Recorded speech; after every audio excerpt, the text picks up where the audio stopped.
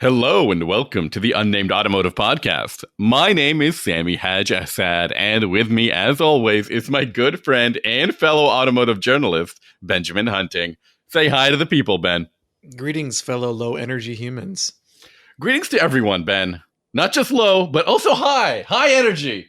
That's what we've got on today's podcast. Lots of cool cars to talk about. Well, one cool car and plenty of others to compare it to. And then another car that exists in the world that people are going to want to know about. That's what we're going to do on today's podcast. But before we get to that, I'm going to tell people all about my friend Benjamin Hunting, whose work can be found all over the internet. Ben, plug some publications. Go for it. Right now, I'm just going to plug my upcoming comic book, which is hitting Kickstarter October 7th. You can go to modeluncomic.com and sign up for the Kickstarter. It really helps if you hit it up early and just there's a little button that says like remind me, and it'll remind you when it goes live. That helps with the Kickstarter algorithm. I will tell you what this book is about. It is set in the 90s. It involves a classroom of kids who are involved in a Model UN club in high school, and these aliens show up on Earth and mistake their club for the actual United Nations and try to negotiate the fate of their planet. The alien leader is maybe a bit of a doofus and maybe stubborn and refuses to admit that possibly they're wrong. And the whole story is it's intended to be humorous, fun, and like a look at. I had a pretty bad high school experience, so I'm trying to make some lemonade out of lemons here. It's I'm doing it in a black and white manga style, which I've never done before, and I know that a bunch of you have been in on my previous comic books, which I really appreciate. So if you're curious about this one, modeluncomic.com, and first week of October it goes live. This doofus alien leader, he's not based on me, is he? It's not based on me. Physically, you share similar hairstyles. Okay. That's concerning. Well, I had to, they say that you should have told me. They say you should write what you know. And you know my hairstyle. I know your facial hair. So. Well, that's Ben's latest plug. What would be more disturbing if the aliens were based on your hairstyle or if the aliens had no faces? More disturbing if they were based on my hairstyle. Okay. It was just an alien. So basically, I have been feeling, like one of a kind here with my hairstyle, and then just an entire species of species. I think it's just the leader. I don't think it's the entire species. Oh, okay. So you're saying that there's a 1-to-1 facial hair mirror out there in the galaxy. I'm saying you're going to have to buy the book to find out. I will. You can find my work at autotrader.ca and driving.ca. Ben, I already spoiled what we're going to be, the general gist of things we're going to be talking about on this week's episode. What else is going on? Come on, tell me. What do you mean, what else is going on? You tell me what's going on in that world of yours. Well, I drove a car. Was it a good car? Objectively, yes. Okay, great. Now we're off to a good start. It's the 2025 BMW M2, and the version that I drove came with a 6-speed manual. For this particular year, the M2 comes with 473 horsepower, which is pretty crazy, Sammy. That feels like a lot. Is that the most the M2 has ever had? It is the most. I do believe it's the most it's ever had. I don't remember if any of the competition or the CS models in the past had more than that. It feels like maybe they did. I'm going to double check while you talk to me. So I'm trying to find the torque rating because I can't remember it offhand. I want to say it's either around 400 or it's like 369 or 370 or something like that. Like I said, the car has the 6-speed manual. You can also get an automatic transmission with this vehicle. I've driven both in the past. BMW is to be lauded for including a manual transmission option, period. There are not very many performance cars these days that come with that. I mean, it seems to be if you have a very affordable performance car, chances are you'll get a manual. If you're looking in the luxury segment, there's so much obsession with being able to boast about straight line speed that automatics and dual clutches and whatnot have become the standard equipment. It's a little bit too bad, in my opinion, that's what's important. And I guess that some of these companies don't want to have, it's cheaper for them to just build one transmission instead of having a manual that very few people are going to order. But BMW does it. And it's I thought I had that torque number. Did you find that? Did you find the number for torque? I found the horsepower number for a CS. And there is a 523 horsepower version of the M2 CS. Okay. But it's you're just talking about transmissions. This one will be automatic only. Yeah. See, that's kind of So what's your deal? Do you like autos? Do you like manuals? BMW, make up your mind. So the manual transmission in the BMW is fine. It's perfectly acceptable. It's not great. It doesn't really, you don't feel super connected with it, but that's okay. I'm just glad that it exists. There are going to be a lot of people who are going to complain about how it shifts because of that kind of vagueness. I don't know if vagueness is the right word. It just feels like you're one step removed from the process. And the car that I was driving had the automatic rev matching feature activated. I think BMW calls it something like shift assist, and that further takes you away from the shifting you don't like process. that. I don't like it because it's unpredictable in its predictability. It happens all the time. Like, you don't always want to blip the throttle, right? Mhm. Like, it's only really necessary when you're trying to match speeds coming out of a corner. When you're downshifting, you shouldn't really downshift to slow down. It's not something that is necessary in most cars. But if you were to downshift as you slow down because you're not sure, for example, which gear you'll need to, like, you're not sure if the light's going to turn red or green or whatever, the car just keeps doing the rev matching all the time. And if you shift into first gear, it will do the rev matching. That's the worst. And it just blips it to like 5,000 or 6,000. No, You're like, what's happening? It's modest, but it's just unnecessary. And like, it really it adds another layer of abstraction onto the shifting process. So, okay. I was able to turn that off. The BMW M2, like pretty much every M series car, has two M buttons on the steering wheel that let you program how you want the car to feel.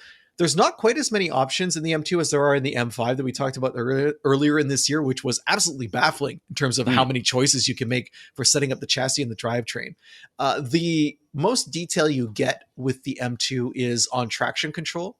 There's a whole granular system. Yeah, I don't know if you remember when Chevrolet had the Camaro 1LE, and you could get performance traction management, PTM, and there were like 5 levels of PTM, and that each of those levels could be further modified as to your preference of how and when you wanted traction control to intervene. So the M2 has something similar where you can set it up to either have the traction control go in M dynamic mode, which is what I use most of the time, and I never felt it engage when I was driving, which means that it has pretty high limits.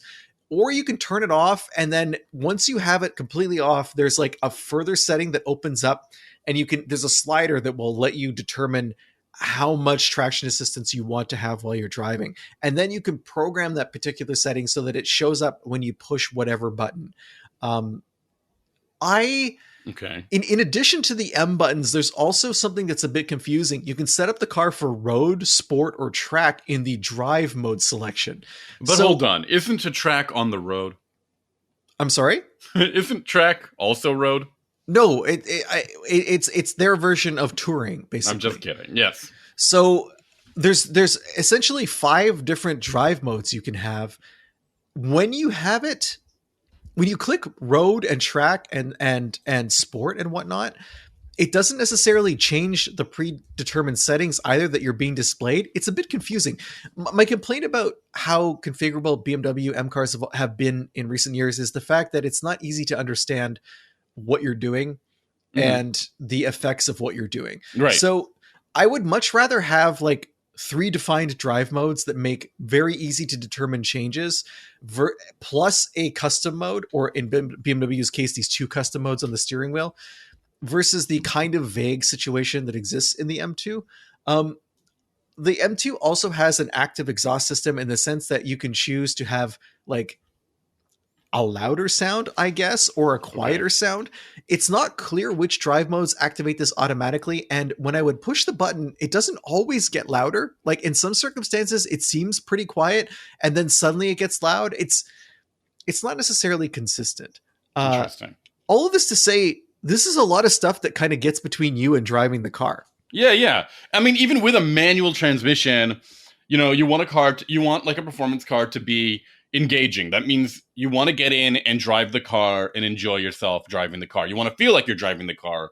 And when you have all this technology, all of these things getting in the way, throttle blipping and all of this, like modes, I've always said that I'd like a performance car should just be in the performance mode setting from the get-go. Yeah, exactly. And you should turn that off if you don't want that. You shouldn't have to turn it on. And there shouldn't be like 6 of them. Like now, in some ways, the M2 is always on because the suspension system, while it is adjustable, even in its softest setting, it is quite firm.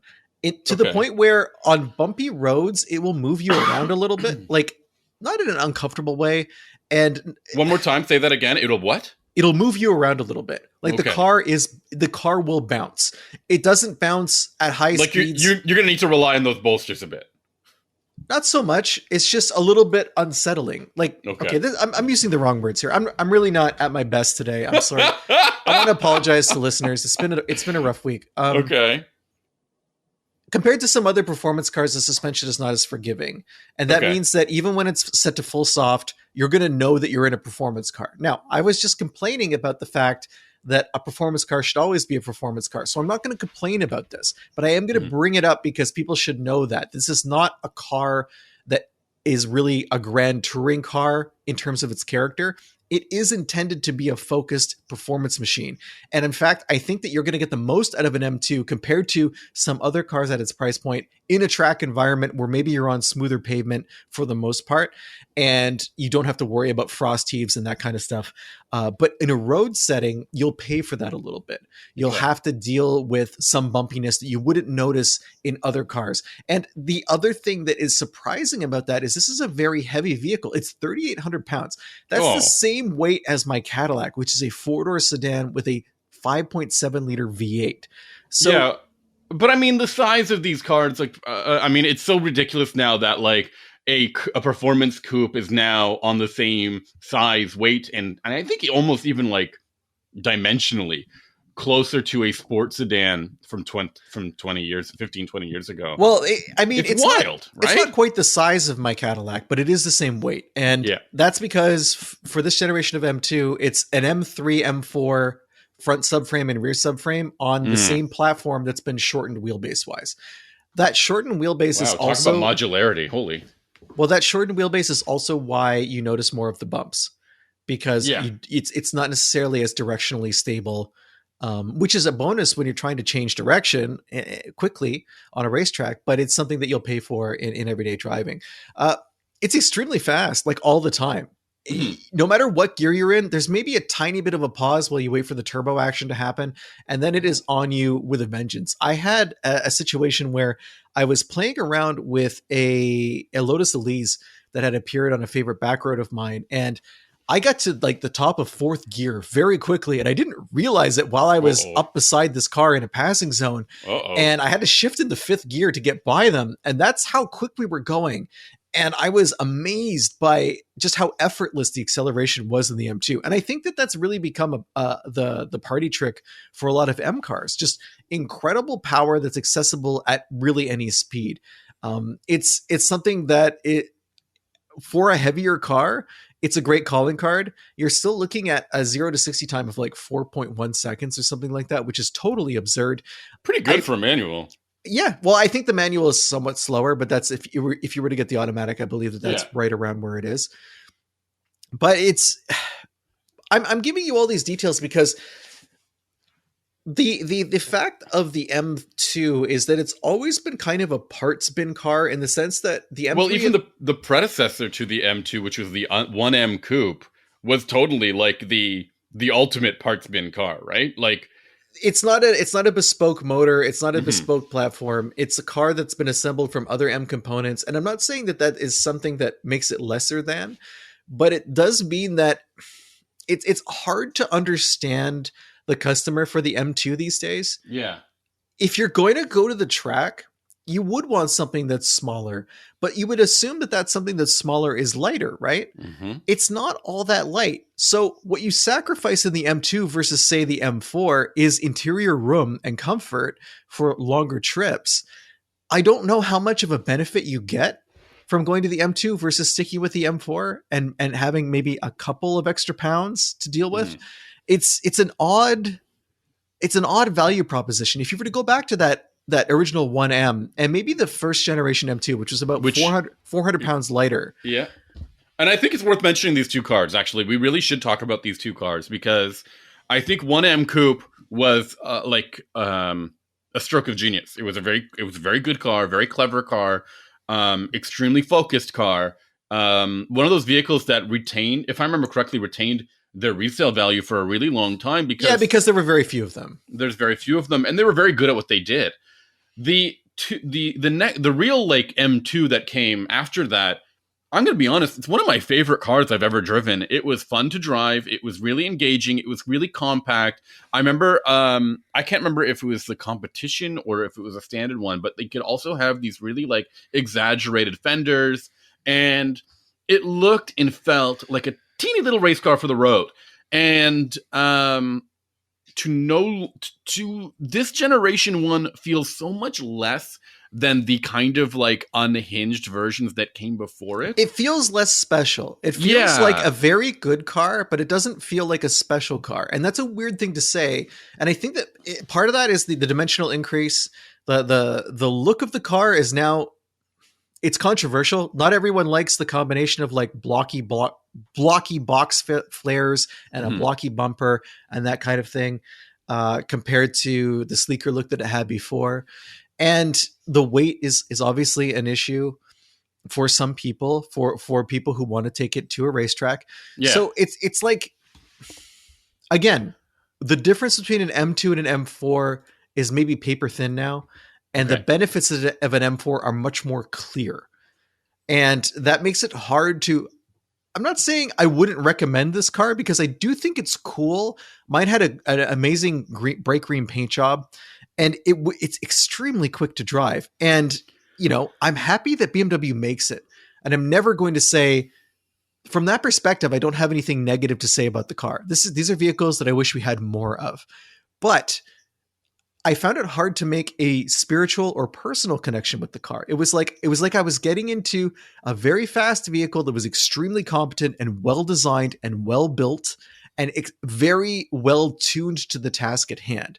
But emotionally, spiritually, it wasn't, I guess it wasn't something I could have a communion with. And I realize I'm getting like kind of weird woo-woo and lovey-dovey and strange in terms of the way I'm speaking about a vehicle. But there's some vehicles where you can develop like a mechanical sympathy that you're just very excited about. With this car, it was more about respect, I think, than passion. Yeah. It's very strange to me. Respect. That's a difficult way for me to say, that's a difficult point for me to reconcile with, because to me, the earlier models felt like they were just kind of like cobbled together by some really performance hunting, like real enthusiasts. I don't know. That sounds really rude to say. And this model feels so much more like calculated. Like, you know, that now there's this whole like ecosystem for BMW M cars. It comes like this M version, then the M2, then the competition will come, then the CS will come. And you've got like this whole like lineup that's going to come. So to me, that was less apparent with the 1M Coupe. It was less apparent with the first gen M2. And now it just feels like this, like, oh, we're playing this game again. And now BMW has kind of figured out exactly where and what the M2 is. They think it's a mini M4. And I don't think that's the truth. I don't think that's what it was to begin with. I think it was not a mini M4. It was a hyped up 2 Series, right? Like a hyper 2 Series. And BMW doesn't really make many small cars anymore, right? There's a really gnarly like 2 Series Grand Coupe. I don't really think that's a great car. There's a performance-wise. There's a Z4 that exists only because, you know, Toyota was like, "Hey, we'll pay you to make this car." There's a 2 Series that you just mentioned, and then there's the M2. And it's like everything else that's small is in the SUV segment. So that's kind of a different story. So I don't have too much more to say about this car, which is kind of strange when you think about it. It's really strange. I was really looking forward to driving it. I wasn't disappointed by it. I do think it has its place in the market. It is quite expensive. In Canada, it starts at $82,000. And I believe in the US, it's around $68,000. That sounds like a lot of money to me, man. Let me double check. Yeah, it's $68,000, which based on the M240 is 53. So there's a lot of gap there. No, I will say the M240 is really good to drive too. Is actually quite nice. I mean, maybe it's just not an M2, but maybe that's It's what still you want. good. You know, there's also a 230, I believe, the 4-cylinder car. That's pretty quick. I mean, it does 60 in like 5.3 seconds, and that Yeah. starts in the 40,000s. So this is, I don't know. Would you spend $70,000 on this car? Absolutely not. No. I mean, You would rather stick with the M240? I think so for sure, actually. Because if I'm spending that much money, I really want something that is really defined in certain characteristics. I need it to feel less like a tech test bed in terms of like features and equipment. I want it to feel more engaging. I want it to be really enjoyable to drive in all available drive modes. I want it to be capable, especially in this class. I want to be capable on the track and on the back roads, which this does sound pretty capable. But if it's got a performance, if it's got a luxury brand, I want something that's a little bit more versatile, so it can be comfortable as well, or spacious, or cargo. It can hold a lot of cargo.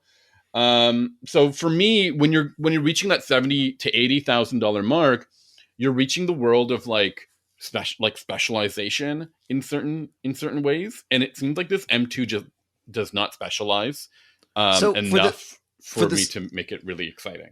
When you talk about specialization, an interesting parallel is the Ford Mustang GT Dark Horse, which in Canada is also an $80,000 car, 500 horsepower, lots of track stuff. It is essentially aimed at the same customer, someone who wants to head to a track. There's no reason to buy a Dark Horse for the street. You can get almost all of the gear that is important on it in a GT. What you're really getting with the Dark Horse is like track specific stuff. So do you think that something like, say, a Mustang GT Dark Horse is more interesting at that price point, or is it just crazy to pay $80,000 in Canada for a Mustang? Can both of those traits be true? You know what I mean? Like, I think that it is more interesting because it's got all this, specialization that we just mentioned. It's ready to go on the track immediately. It's got, style and personality. It's got all it goes above and beyond the Mustang GT. You know what I mean? So at least that means my money went somewhere, so that when somebody sees me in a Mustang, they know that it's a special Mustang, not just, oh, he could have gotten an M4 for when they see me in an M2, right? So there's that bit. But the element of it being 80 grand or 70 grand is that hurts my heart. Like, to me, I remember Mustang GTs used to be in the $30,000 to $40,000 range. Well, I mean, a GT is still that price. I'm talking about the Dark Horse specifically, which is much more expensive. That's a lot more. In the US, the Dark Horse starts at $64,000, which again is the same price as an M2, like within $4,000. I mean, we're looking at it relatively, I guess. And I would say, yeah, I think that is a really valid vehicle to cross shop. All right, let's move on to your vehicle this week. Do we really have to? Yes. I mean, we don't. Otherwise, it's the shortest podcast in the history of our podcasts. No, we did one. I did an episode of the podcast where I said we're not going to be having an episode this week one time. Oh.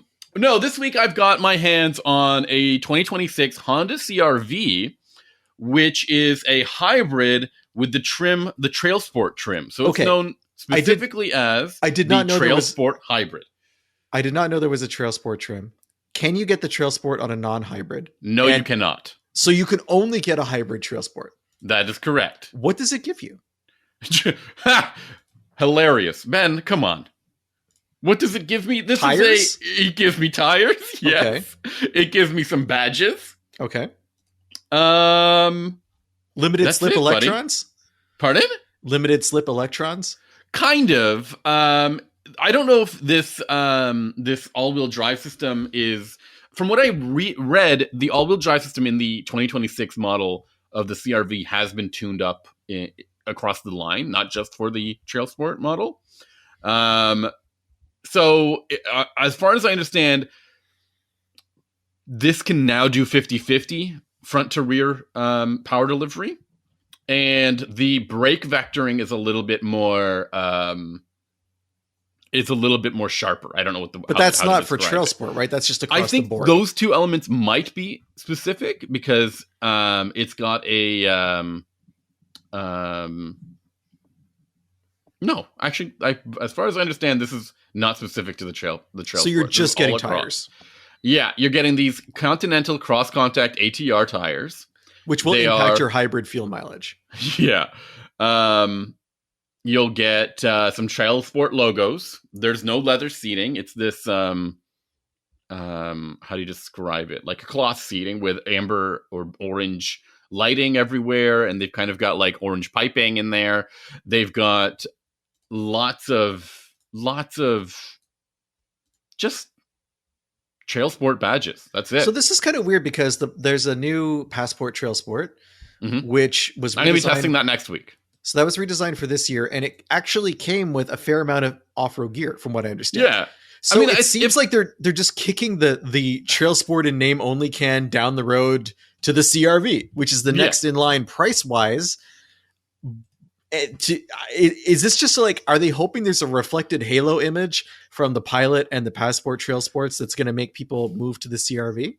Yeah, so I think that's 100% what they're doing. So not only did the Passport, I think the Passport, did the Passport debut the TrailSport badge? Yeah, it did.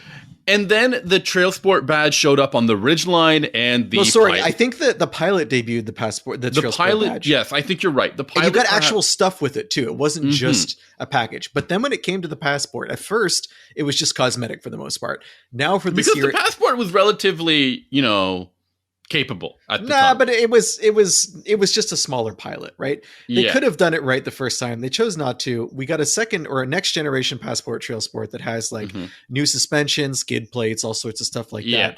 And everything that the Pilot got.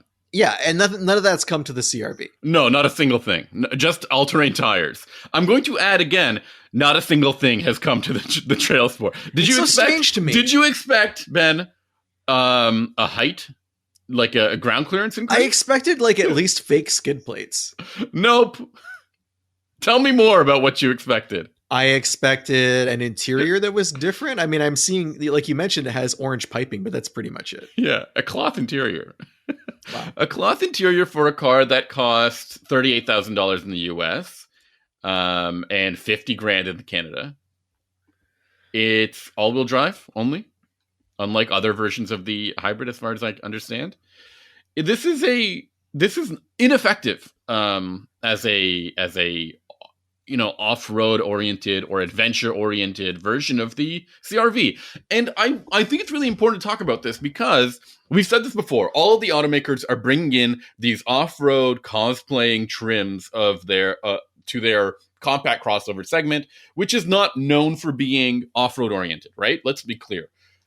But we originally said, when we saw the Wilderness trim come to the Outback and the Crosstrack, that there are a group of dedicated individuals who would modify their crossover, like the Outback or the Crosstrack, and now the automaker is delivering that same experience with warranty-backed equipment. Or a similar experience.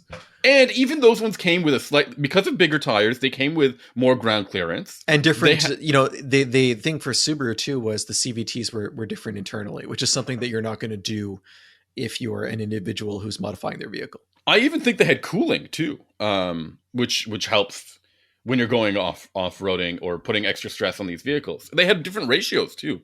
So like those vehicles felt like legitimate off-roaders. But when you look at some of the other this TRD off-road, I think some of them just have knobby tires or all-terrain tires. And what are the other models that come with some of these off-road oriented trims? I'm trying to remember now. XRT, I think, from Tucson. XRT from Tucson, X-Line, and X-Pro over there at Kia.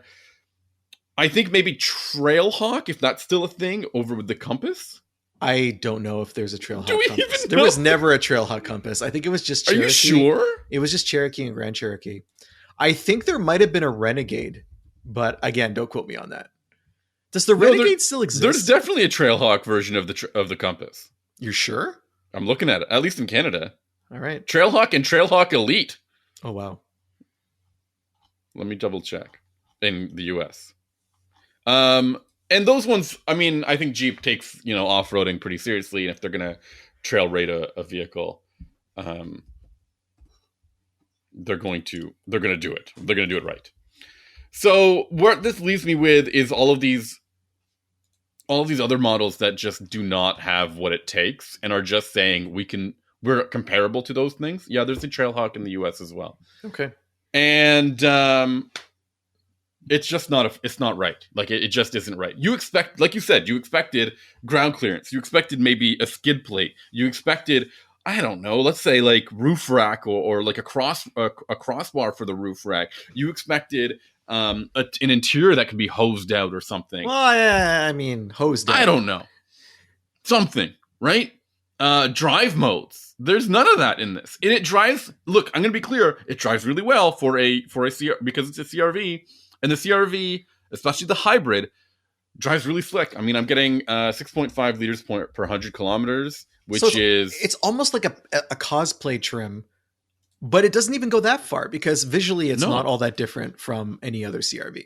No, I think it comes with this exclusive exterior paint, which is kind of green. And that's combined with some blacked out tidbits like the wheels and the grille.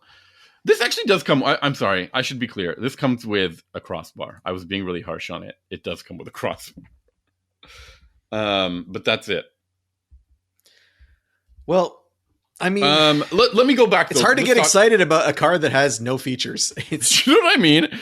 You could get, and this isn't even like my main issue with the CR-V hybrid when it showed up was that it was too expensive. You were only getting the hybrids on some of the top trim levels of the vehicle, but they've since introduced a sport hybrid, which starts at $33,000, which is comes with front wheel drive compared to the trail. Sorry, sport hybrid starts at $35,000, which is just $3,000 less than the TrailSport, and I would recommend you getting that because you're getting pretty much all the same stuff without all the gimmicky nonsense that you're getting as well. And you'll get better fuel mileage because you won't have to deal with those all-terrain tires. Yeah, and I'm not getting really, really good fuel economy. As I mentioned, I'm getting about 36 to 37 miles per gallon, which it's not huge. These things are rated for 35 combined, so I guess it's better than whatever it was rated for. But I'm expecting more. The RAV4 hybrids get excellent fuel efficiency, and that's what the thing's going to be compared to every single time. And Toyota also made a TRD version of the RAV4, TRD off-road version. And from what I remember, I drove one. It's been a long time ago. Almost 4 or 5 years. But it did have more off-road equipment. Okay. I believe it had a terrain dial-a-road mode. It had actual off-road equipment because the CR-V does not. It has tires. And it's yeah. I don't know if tires qualify as equipment. Okay. I don't know. I mean, I don't know what that means. I don't know what you mean by that. Well, because you could put this on any CR-V. You could go in anywhere and grab the same set of all-terrain tires and make your own TrailSport, right? But if there's actual equipment, like we were talking about earlier, there's things about vehicles that are harder for people to individually modify, then I think that kind of gives the trim level more value. And I believe that the TRD version of the RAV4, which again, CR-V is super late to the game, right? With this vehicle. And it makes me wonder too, I don't see it as being a problem for Subaru because of how their whole identity for most of their vehicles has been oriented towards, gravel roads and whatnot and that imagery. But how much longer is this trend going to play out? And if you're late to this trend, is it just going to kind of look silly in a few years? Which I think it is looking silly. I think this is really unimpressive. And I think Honda should accentuate what they're good at with this vehicle, which is the CR-V is known for being comfortable, was known for being fuel efficient, and really spacious. So how do you take those elements of being really practical to the next level? What can you do? I don't know. I think you could just make it cheaper. More people will buy it if it's cheaper, for sure. Yeah, but they have the HR-V for that, so it's not going to happen. No, stop telling people to get an HR-V bed. I'm not saying they should, but I'm saying it is there. So there's no additional features. There's no, what is it that makes this thing? And is it because, like you said, that somebody looked at the TrailSport version of the what's it called? The Passport and the Pilot and the Ridgeline and said, I wish I could have that, but my lifestyle just does not facilitate those vehicles. Or you want something smaller with a hybrid drivetrain. I don't think you can get a hybrid Passport, can you? No. So that's probably Or the Pilot. big selling point, right? It's like, oh, well, we have. It's like the meme of, well, there's the TrailSport and the TrailSport we have Yeah. at home, right? And this is now the TrailSport that we have at home. So I'm not. It's hard not to be cynical about this type of branding. Honda has proven that they can make a trail sport that's actually different and engaging and interesting, and then chosen not to do it across the board. That makes me uninterested in a CR-V trail sport. I think that's the bottom line for me. It's like, if you can do it but you choose not to, no thank you. So that's the major issue here, right? Like, altogether, is it worth it just for these tires, these blacked out rims, the crossbars, the amber bits and bobs here? It's not. I don't think it is. I think, the CR-V is a known successful product. It is, like I said, efficient, spacious, known to be reliable, and there's not much more you need to do to that, right? It's an excellent selling product, and they didn't need to add this bit to it. I don't know if the TrailSport would be more successful if it was also available as a non-hybrid product. I don't think so. I mean, again, at that point, it's like, why are you even buying it? Right? Because at least with a hybrid, okay, that's interesting. I can't get that on any other TrailSport. Mm-hmm. But if it doesn't have that exclusivity and it has nothing else to recommend it, then you're really kind of grasping at straws as to, it must be hard for Honda salesmen and Honda salespeople to push this vehicle. Like, I don't know what you latch onto to push people or steer people towards that trim versus other trims. That's true. That's important. I want to just say there's 7 trim levels of this car. Wow. This is just one of them. Does that include, are you splitting that across hybrids, or is it like there's 7 trim levels for the hybrid? And no, that's both including hybrid and non-hybrid. Okay. And there's got to be a bajillion more. Yeah, look at how many trim levels there are of the RAV4 hybrid and plug-in hybrid as well. Yeah, well, I mean, they have the Prime version, or they don't call it that anymore, but that does add an extra dimension that Honda has not been able to catch. Toyota doesn't even offer a TRD off-road version anymore. They offer something called the Hybrid Woodland Edition. So Woodland is just, it's kind of a looks package. Is it just the tires? It's the same thing. It's a looks package. It's a little weird because it's got these bronze tires. It's got a crossbar. They were offering it at the same time as the TRD off-road back in the day. Okay. But, there's a package. Nope. Not getting that. That's interesting. And by interesting, I mean not. This is not very interesting at all. Automakers need to like go in with this all-wheel drive stuff. I mean, this off-road stuff or all-terrain stuff. They need to give you more confidence in inclement road conditions or weather. And these vehicles are already fairly capable in like the snow or, gravel. What do you need to really make them worth it for the next step up? I think Subaru has set the standard with the Wilderness trim. I think Jeep has set the standard with the Trailhawk trim. Trailhawks are very expensive, I will add that. But they're made to be like winched around, right? Like they're made to get stuck. Is the Compass Trailhawk trail rated? I believe so. Okay. Let me double check. Because I know not all Jeeps are these days, so. Okay, let me get you here. Let me take a look. Because you love this. The Cherokee the trail rated. The Cherokee is gone, and there's a new Cherokee, and I don't know anything about its trim levels. I'm talking about the Compass. I don't know if there's a new Cherokee. Yeah, there's a new Cherokee. It looks very much like a Grand Cherokee. 26 Cherokee. But smaller. Okay. So let me double check here.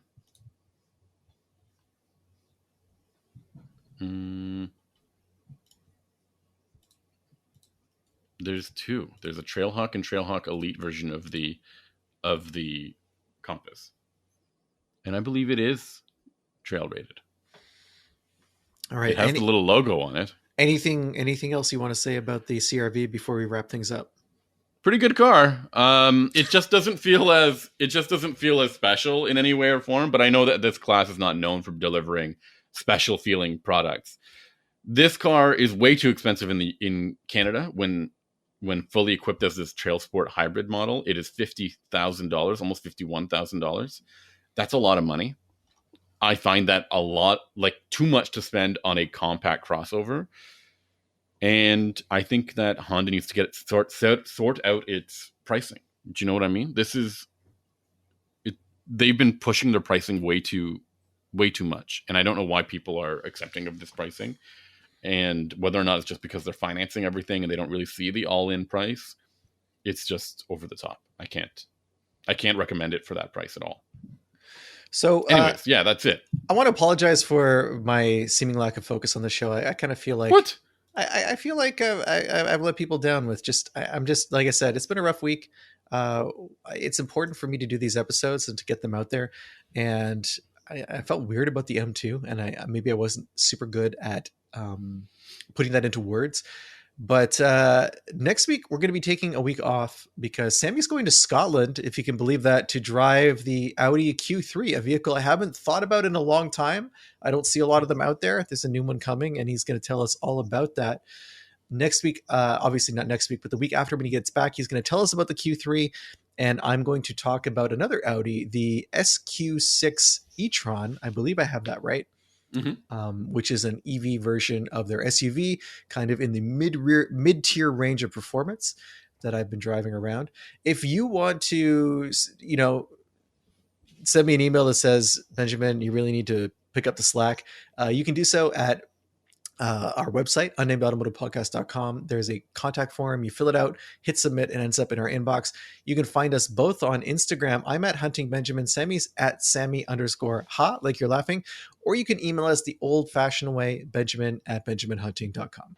Thank you, everyone, for listening. And don't forget to check out Ben's upcoming book. Yeah, modeluncomic.com. Modeluncomic.com. Thanks, everyone. We'll talk to you not next week, the week after that. Bye. Bye.